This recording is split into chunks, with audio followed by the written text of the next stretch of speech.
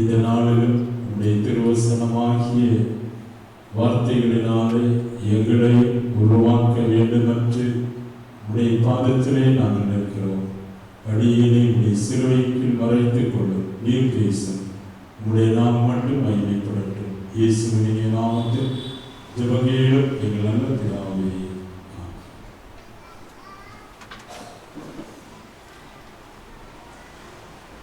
ஆண்டவராகிய இயேசு கிறிஸ்துவின் இனிய நாமத்தினாலே உங்கள் யாவரையும் அன்போடு வாழ்த்தி வரவேற்றுக் கொள்கிறேன். இந்த நாளிலே தென்னிந்திய திருச்சபை வன்முறை சூழலில் அமைதி என்ற தலையங்கத்திலே இந்த நாளை சிந்திக்கின்றதாக நாம் பார்க்கின்றோம். அதற்கு ஆதரவாக தரப்பட்ட திருமறை பகுதி மத்தேயு 5ஆம் அதிகாரம் 44வது வசனம். ஆனால் நான் உங்களுக்கு சொல்கிறேன், உங்கள் பகைவரிடம் அன்பு கூறுங்கள், உங்களை துன்புறுத்துவோருக்காக இறைவனிடம் வேண்டுங்கள் என்று சொல்கிறார். வன்முறை சூழ்நிலையில் அமைதி ஏற்படுத்துகின்ற இயேசுவனுடைய வாக்கை குறித்து நாம் பார்க்கிறோம். அப்போஸ்தலனாகிய பவுலடியாரும் இயேசு கிறிஸ்துவனுடைய சிந்தையை வெளிப்படுத்துவதை நாம் பார்க்க முடியும். கிறிஸ்து இயேசுவில் இருந்த சிந்தை உங்களிடம் இருக்க வேண்டும் என்று அவர் பிலிப்பியர் 2:5 சொன்னது போல இந்த இயேசு கிறிஸ்துவின் சிந்தனையை அவர் தன்னுடைய நிருபங்களை கடிதங்களை எழுதுகின்ற போது வெளிப்படுத்துவதை நாம் பார்க்க முடியும். ரோமர் 12ஆம் அதிகாரம் 21வது வசனத்தை வாசிக்கிற போது அந்த இயேசு கிறிஸ்துவனுடைய போதனைகள் இவருடைய போதனைகளை அது எழுத்து வடிவம் பெறுவதை பார்க்கிறோம். தீமை உங்களை வெல்ல விடாதீர்கள், நன்மையால் தீமையை வெல்லுங்கள் என்று சொல்லுகின்றார். எல் சல்வதோர் என்கிற நாட்டிலே வன்முறை செயல்கள் பெருகிக் கொண்டிருந்தது. ஆக இந்த வன்முறைக்கு நேராக தன்னுடைய கருத்துக்களை அங்கிருந்த பேராயர் ஆஸ்கர் ரொமேரோ என்பவர் எடுத்துரைத்தார். வன்முறைக்கு நேராக அன்பின் செயல்களை குறித்து அந்த பேராயர் போதித்தார். ஒரு நாள் இவனமான ஞாயிற்றுக்கிழமை இறை வழிபாடு நடந்து கொண்டிருக்கின்ற போது யாருக்காக அவர் பேசினாரோ வன்முறையை தவிர்த்து அன்பை வெளிப்படுத்த வேண்டும் என்று சொன்னாரோ அந்த வன்முறையாளர்கள் அவரை சுட்டு கொலை செய்தார்கள். அவர் அந்த தீர்ப்பீடத்திலே மரித்து போனார். இந்த வன்முறை நிறைந்த இந்த தேசத்திலே அந்த வன்முறை நீங்கி அன்பு விளங்க வேண்டும் என்று அவர் விரும்பினார். ஆகவே அவர் அதற்கென்றே ஒரு புஸ்தகத்தை எழுதினார். அன்பின் வன்முறை, The Violence of Love என்கிற ஒரு புஸ்தகத்தையும் இந்த பேராயர் எழுதியிருந்தார். அதிலே அவர் குறிப்பிட்ட வாசகம் என்ன? கிறிஸ்து சிலுவையில் அறையப்பட்ட தம்மை தந்து அன்பின் வன்முறையை தவிர அது வேறு வன்முறையை நாம் போதிக்கவில்லை. அன்பின் வன்முறைதான், அது வேறொரு வன்முறை அல்ல என்று சொல்லுகின்றார். நாம் பயிற்சிக்கும் வன்முறை வாழால் விளையும் வன்முறை அன்று, வெறுப்பினால் நிகழும் வன்முறையும் அன்று. அது அன்பின் வன்முறை, சகோதரத்துவத்தின் வன்முறை. இது அழிவுக்குரிய ஆயுதங்களை ஆக்கத்திற்குரிய கருவிகளாய் மாற்ற விரும்புகின்ற வன்முறையாகும் என்று இப்படிப்பட்ட கருத்துக்களை எல்லாம் தன்னுடைய எழுத்து வழியிலே அவர் வெளியிட்டார். அதற்கு அவருக்கு கிடைத்த பரிசு அவர் சுட்டு கொலை செய்யப்பட்டார் என்று பார்க்கிறோம். ஆக நாம் வாழுகின்ற இந்த உலகம் வன்முறை நிறைந்த ஒரு உலகமாக நாம் பார்க்கிறோம். இந்த வன்முறை சூழ்நிலையிலே அமைதியை உருவாக்குகின்றவர்களாக வாழ வேண்டும் என்ற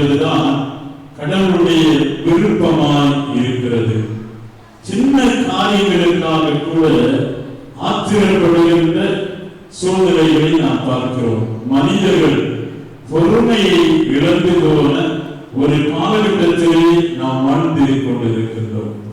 இந்த நாளிலும் நாம் வாசிக்கின்ற ரோமர் 12ஆம் அதிகாரம் 14 முதல் 21 வரை உள்ள வசனங்களை, அந்த பகுதியை மையப்படுத்தி ஒரு சில உண்மைகளை நாம் சிந்திக்கலாம். அப்போஸ்தலனாகிய பவுல் ரோமர் திருச்சபையாருக்கு நல்லொழுக்க நெறியை கொடுக்கிறார், அல்லது வன்முறை சூழ்நிலையில் எப்படி அமைதியாய் வாழ்வது, அமைதியை ஏற்படுத்துவது என்பதை குறித்து சொல்கிறார். தீமையை நன்மையினாலே வெல்லுங்கள் என்று சொல்லுகிறார். ஆப்பிரிக்கா நாட்டிலே ஒரு ஒழுங்கு நெறி உண்டு. Respect every individual person, sale based goods, மாத்திரமல்ல obligation of all to work, எல்லாரும் மதிக்க வேண்டும், எல்லாருக்கும் பகிர வேண்டும், எல்லாரும் உழைக்க வேண்டும் என்பதுதான் அந்த ஒழுங்கு முறை. இதே போன்று புத்தரை குறித்து நாம் பார்க்கிறோம். புத்தர் 8-fold paths என்பதை உலகிற்கு கொடுத்தவர். 8 வகை பாதை அல்லது 8 மடங்கு பாதை என்று சொல்வார்கள். Right speech, right direction, right livelihood, right effort, right mindfulness, right concentration, right view, right thought என்று கொடுக்கிறார்.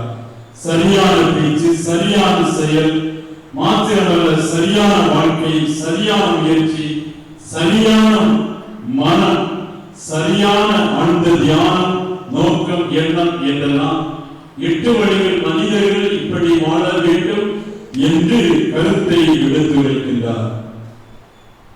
பவுல் ஏன் ரோமாபுரி திருச்சபைக்கு இந்த காரியத்தை சொல்ல வேண்டும் என்றால், ரோமாபுரி திருச்சபை யூதர்களால் அதிகமாக நிறைந்த ஒரு திருச்சபை. கிறிஸ்துவை ஏற்றுக்கொண்டால் மோசேயினுடைய நியாயப்பிரமாணங்களை கொண்டு வாழ்ந்தார்கள். இயேசுவை ஏற்றுக்கொண்டார்கள், ஆனால் மோசே கொடுத்த அந்த நியாயப்பிரமாணங்களை வாழ்க்கையிலே கொண்டு வாழ்ந்தார்கள். தீமைக்கு தீமையை செய்தார்கள். கண்ணுக்கு கண், பல்லுக்கு பல் என்கிற ஒரு மனிதன் தவறு செய்தால் அவனுக்கும் அதே தவறு கொடுக்கின்ற அந்த நிலை. ஆனால் கிறிஸ்துவை அறிந்து கொண்ட இந்த யூதர்களும் இப்படிப்பட்ட சிந்தை உடையவர்களாய் இருந்தார்கள். மட்டுமல்ல, தங்களை பெரிய புத்திமான்களாகவும் அவர்கள் காட்டிக் கொண்டார்கள். ஆகவேதான் அவள் இவர்களை ஒழுக்க நிலையிலே வளர்க்க முற்படுகின்றார். 12ஆம் அதிகாரம் 2ஆம் வசனம், நீங்கள் இந்த பிரபஞ்சத்திற்கு ஒத்த வேஷம் தெரியாமல் தேவனுடைய நன்மையும் பிரியமும் பரிபூர்ணமான சித்தம் இன்னதென்று பகுத்தறியத்தக்கதாக உங்கள் மனம் புதிதாகிறதினாலே மறுரூபமாகுங்கள். நீங்கள் ஒரு வேஷம் நிறைந்த ஒரு வாழ்க்கை வாழுகின்றீர்கள். கிறிஸ்துவை ஏற்றுக்கொண்டவர்களும் அப்படியே வாழ்ந்து கொண்டிருக்கின்றீர்கள். ஆகவே மனம் புதிதாக்கப்பட வேண்டும் என்று அவர் அறிவுரை கொடுப்பதை பார்க்கிறோம். மனம் புதிதாக்கப்பட வேண்டும். ரோமர் 12ஆம் அதிகாரம் 16ஆம் வசனம் திருவிவிலியத்திலிருந்து வாசிக்கிறேன். நீங்கள் ஒரு மனத்தவராய் இருங்கள்.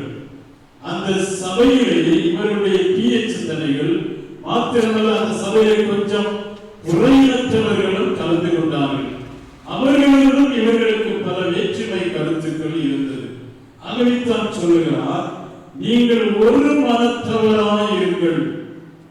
உயர் மனப்பான்மை கொள்ளாமல் தாழ் நிலையில் உள்ளவர்களோடு நன்கு பழகுங்கள். நீங்கள் உங்களையே அறிவாளிகள் என்று கருதி பெருமிதம் கொள்ள வேண்டாம் என்று பவுல் ரோமாபுரி திருச்சபையாருக்கு சொல்லுகிறார். ஒரு மனத்தவராய் இருங்கள்.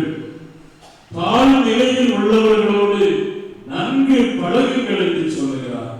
உங்களையே பெரிய அறிவாளிகள் என்று நினைத்து நீங்கள் பெருமிதம் கொள்ளக்கூடாது என்று நல்ல அறிவுரையை கிறிஸ்துவை ஏற்றுக்கொண்ட யூதர்களுக்கு வழங்குவதை நாம் பார்க்க முடியும். இங்கே அப்போஸ்தலனாகிய பவுல் வன்முறை சூழல் அமைதி அல்லது நன்மை தீமையை நன்மையினால் வெல்ல வேண்டும் என்பதை குறித்து 3 அறிவுரைகளை கொடுக்கிறார். முதல் அறிவுரை, ஆசீர்வதியுங்கள். யாரை ஆசீர்வதியுங்கள்? ரோமர் 12:14, உங்களை துன்பப்படுத்துகிறவர்களை ஆசீர்வதியுங்கள். ஆசீர்வதிக்க வேண்டியதை அன்றி சபியாதிருங்கள். மிக அழகாக சொல்லுகிறார். நீங்கள் யாரை ஆசீர்வதிக்க வேண்டும்? நம்மை ஆசீர்வதிப்பவர்களை ஆசீர்வதிப்பது அல்ல, நம்மை துன்பப்படுத்துகின்றவர்களை ஆசீர்வதிக்க வேண்டும். ஆசீர்வதிக்க வேண்டுமே அன்றி அவர்கள் துன்பப்படுத்துவதை போல நாம் அவர்களை துன்பப்படுத்தக் கூடாது. அவர்கள் நம்மை சபிப்பதை போல நாம் அவர்களை சபிக்க கூடாது என்று சொல்கிறார். நியாயப்பிரமாணம் சொல்கிறது துன்பப்படுத்துகிறவர்களை துன்பப்படுத்து என்பதுதான். ஆனால் இயேசுவின் போதனை ஆசீர்வதியுங்கள் என்று பார்க்க முடிகிறது. இயேசுவினுடைய மலை பிரசங்கத்தினுடைய வாசனை இந்த வசனத்திலே வெளிப்படுகிறது. லூக்கா 6:28, உங்களை சபிப்பவர்களை ஆசீர்வதியுங்கள். நம்முடைய பிரசங்க வசனம் மத்தேயு 5:44, பகைக்கிறவர்களிடத்திலே அன்பு கூறுவதும் சபிக்கிறவர்களை ஆசீர்வதிப்பதும் என்கின்ற இந்த சிந்தனைகள் எல்லாம் பவுலனுடைய எழுத்து வடிவிலே அதை நாம் பார்க்க முடிகிறது. எந்த மனிதராக இருந்தாலும் இதை செய்வதென்பது மிக கடினமான ஒன்று. நமக்கு எதிராக ஒருவர் நம்மை துன்புறுத்துகின்ற போது, நம்மை இழிவுபடுத்துகின்ற போது, நம்மை ஓரம் கட்டுகின்ற போது நாம் இப்படிப்பட்ட சகிப்புத்தன்மைகளை வெளிப்படுத்துவது என்பது கடினமான ஒன்றுதான். அதை குறித்து கால்வின் என்கிற வேத அறிஞர் சொல்கிறார், இந்த பிரமாணம் முழுமையாக கீழ்ப்படுகிறேன் என்று எந்த மனிதர் சொல்ல முடியாது.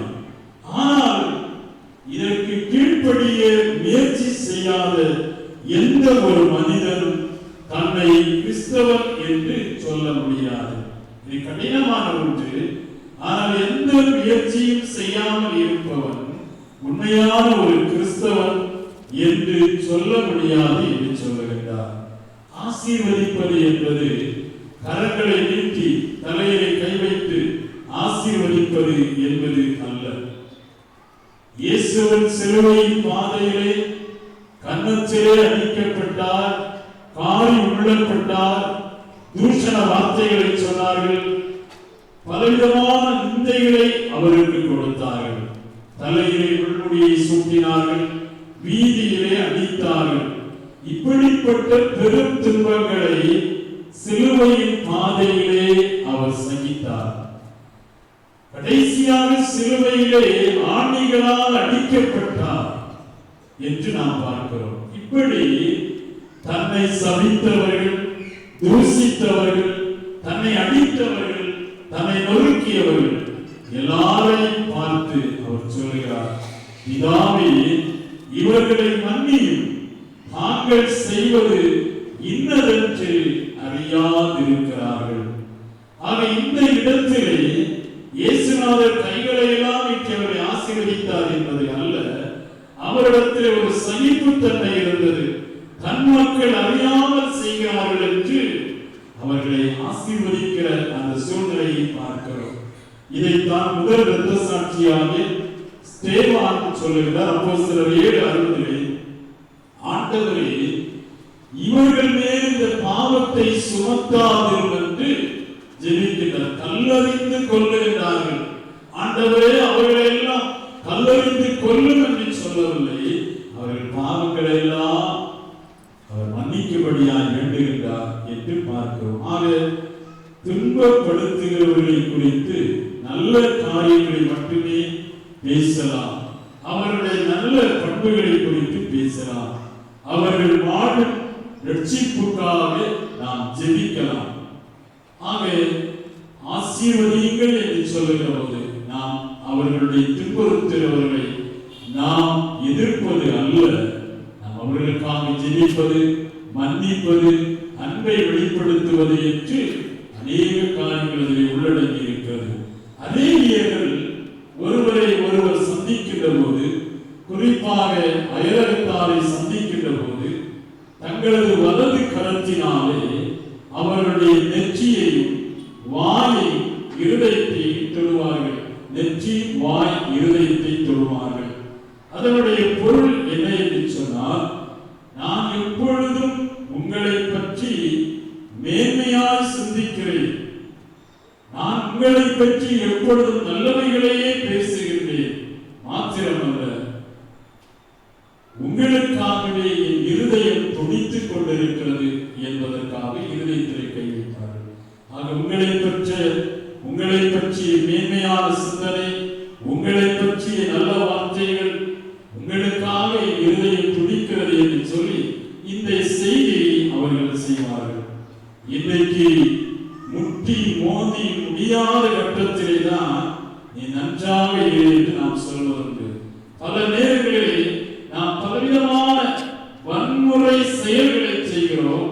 முடியாத கட்டத்திலே கடவுள் உன்னை பார்த்துக் கொள்வார் என்று சொல்கிறோம், கடவுள் உன்னை ஆசீர்வதிக்கட்டும் என்று சொல்கிறோம். அது உண்மையான ஒன்று அல்ல. கிறிஸ்து இயேசுவில் இருந்த சிந்தை நமக்கு வேண்டும். துன்புறுத்துபவர்களை, சபித்தவர்களை, பகைத்தவர்களை, அடித்தவர்களை அவர் ஆசீர்வதித்தார். எப்படி? அவர்களுக்காக ஜெபியுங்கள், அவர்களை மன்னியுங்கள், அவர்களிடத்தில் அன்பை வெளிப்படுத்துங்கள் என்று சொன்னார். ஆகவே வன்முறை சூழ்நிலையில் அமைதியை உருவாக்க ஆசீர்வதியுங்கள் என்று பவுலடியார் சொல்கிறார்.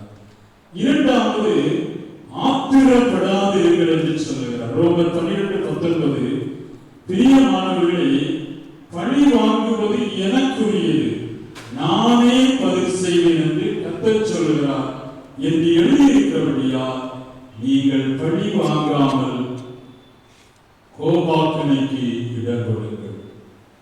பழி வாங்குதல் எனக்குரியது. கடவுள் சொல்லுகிறார், பழி வாங்குதல் எனக்குரியது, அது உனக்குரியது அல்ல. நீ கடவுள் அல்ல, என்னால் படைக்கப்பட்ட ஒரு படைப்பு. நீ மற்றவர்களை சபிப்பதற்கு உனக்கு அதிகாரம் இல்லை.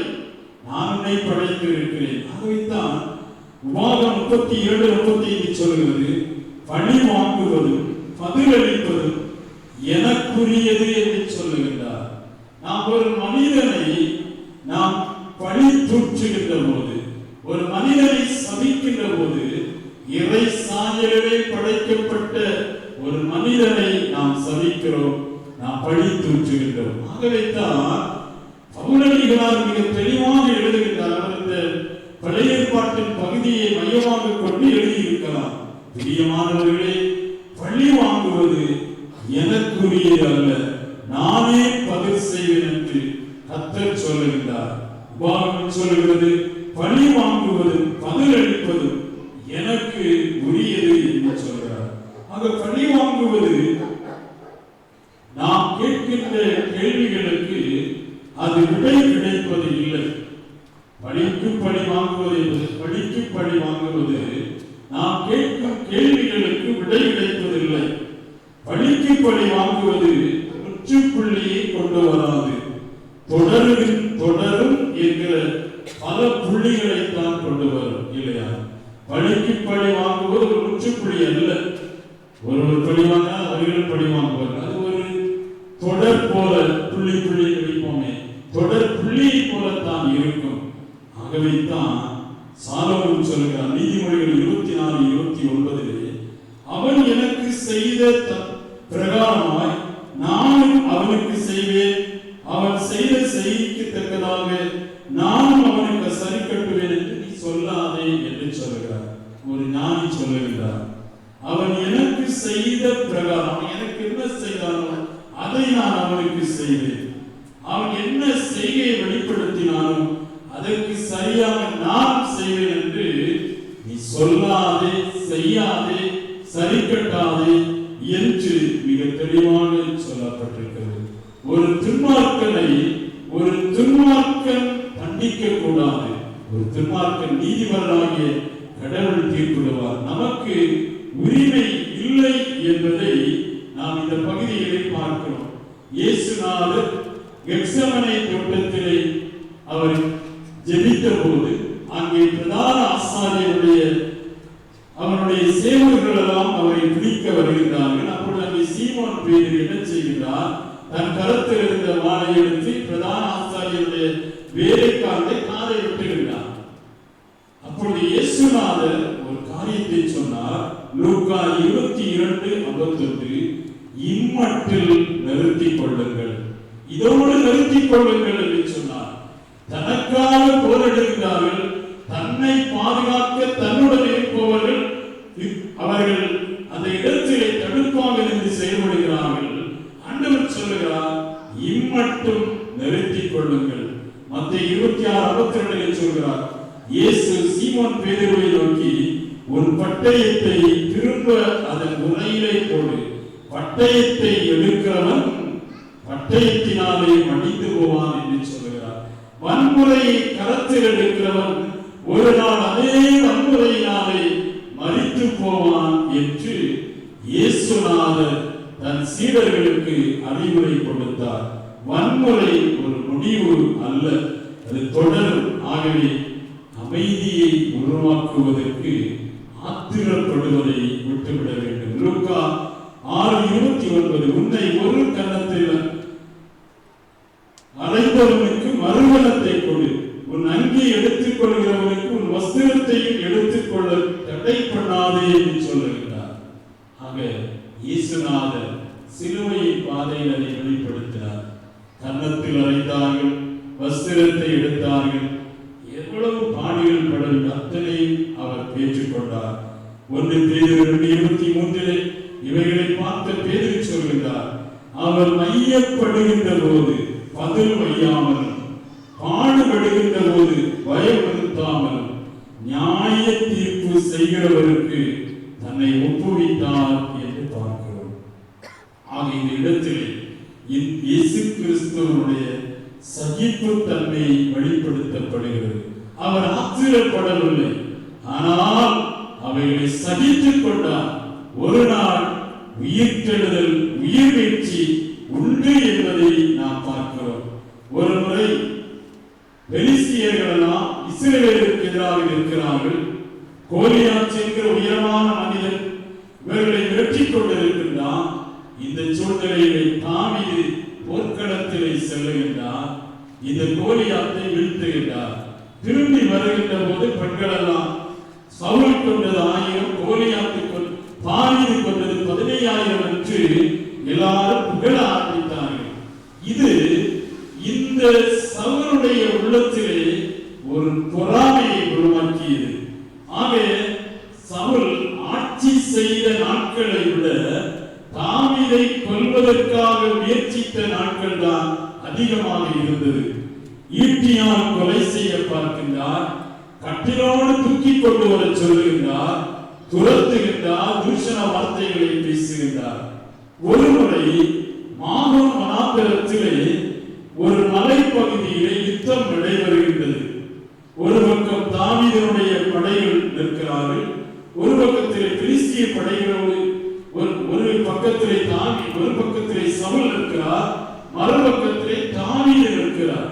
ஆக இந்த சூழ்நிலையிலே சவுல் தாவீதை சுற்றி வளைக்கின்றார். அந்த கடினமான நேரம் தாவீது சவுல் தாவீதை தன் வளையத்திற்குள்ளாக கொண்டு வந்திருக்கிறார். தாவீது பிடிக்கப்படுகிற நேரத்திலே கடவுளுடைய வல்லமை அங்கு நடைபெறுகிறது. ஒரு மனிதன் வந்து சொல்கிறான் சவுலிடத்திலே, நம்முடைய தேசத்திலே பெலிஸ்தியர் யுத்தத்துக்காக வந்திருக்கிறார்கள் என்று சொன்னார். ஆக தாவீதை பிடிக்கிற அந்த முயற்சியை விட்டுவிட்டு பெலிஸ்தியரை துரத்துவதற்கு சவுல் திரும்பி போனார். இந்த சூழ்நிலையில் அந்த இடத்திலே தாவீது பாதுகாக்கப்பட்டார். தாவீது என்கதி என்கிற இடத்திலே பாதுகாப்பாக தங்கிக் கொண்டிருக்கிறார். யுத்தம் முடிந்ததற்கு சவுல் திரும்பி வருகின்றார். திரும்பி வந்து இந்த தாவீது என்கதி என்கிற இடத்தில் இருப்பதை கேள்விப்பட்டு அங்கே வருகின்றார். அங்கே 3000 தன்னுடைய படை வீரர்களோடு இந்த சவுல் தாவீதை தேட வருகின்றார். ஒரு தாவீதை நான் ஆரம்பத்தில் சொன்னது போல தாவீதை பிடிப்பதெல்லாம் நாட்கள் அதிகமாய் செலவழித்தார். 3000 பேரோடு கண்மலை பகுதியிலே வந்து தேடுகின்றார். சவுல் அந்த வழியாக வருகின்ற போது ஒரு கெபியின் பக்கமாக காலை கடலை முடிக்கின்றார். இதை பார்த்த தாவீது அருகிலே சென்று தொங்கல் ஒரு ஓரத்தை வெட்டி எடுக்கிறார். அப்பொழுது அவருடைய உள்ளமெல்லாம் துடித்தது. ஏனென்றால் கடவுளால் அபிஷேகம் பண்ணப்பட்ட மனிதர் நான் இப்படி செய்தது தவறு என்று உள்ளம் துடிக்கிறது. உடல் இருக்கிறவர்கள் சொன்னார்கள், இது நல்ல வாய்ப்பு. தாவீதிடத்திலே சொன்னார்கள், உம்மை கொல்லும்படியாக இவர் முயற்சி செய்கிறார், இது ஒரு நல்ல வாய்ப்பு, இப்பொழுதே அவரை கொண்டு விடுவோம் என்று சொல்கிறார்கள். அப்பொழுது தாவீதின் மனுஷர் அவரை நோக்கி, இதோ நான் சத்துருவை உன் கையில் ஒப்புக் கொடுப்பேன், உன் பார்வைக்கு நலமானபடி அவனுக்கு செய்வாயாக என்று கர்த்தர் உன்னோட சொன்ன நாள் இதுதானே என்றார்.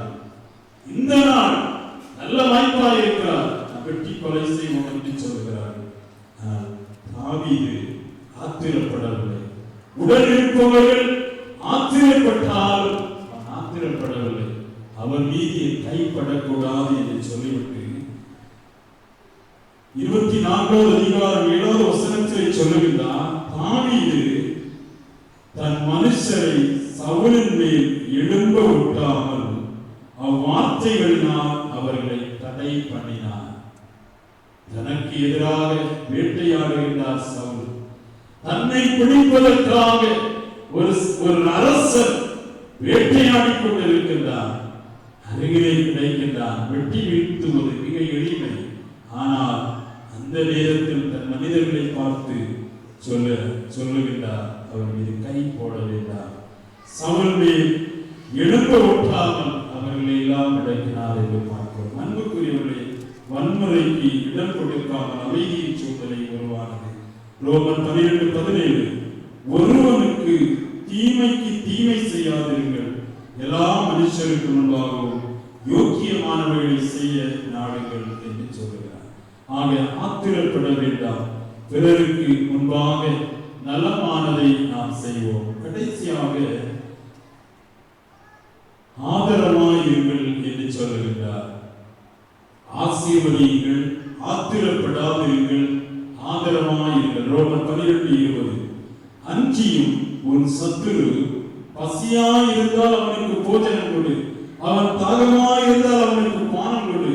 நீ இப்படி செய்வதனால் அக்கினி தழலை அவன் தலைமேல் குவிப்பார். எதிரி பசியாயிருந்தால் அவனுக்கு உணவு கொடு, அவன் தாகமாயிருந்தால் தண்ணீர் கொடு.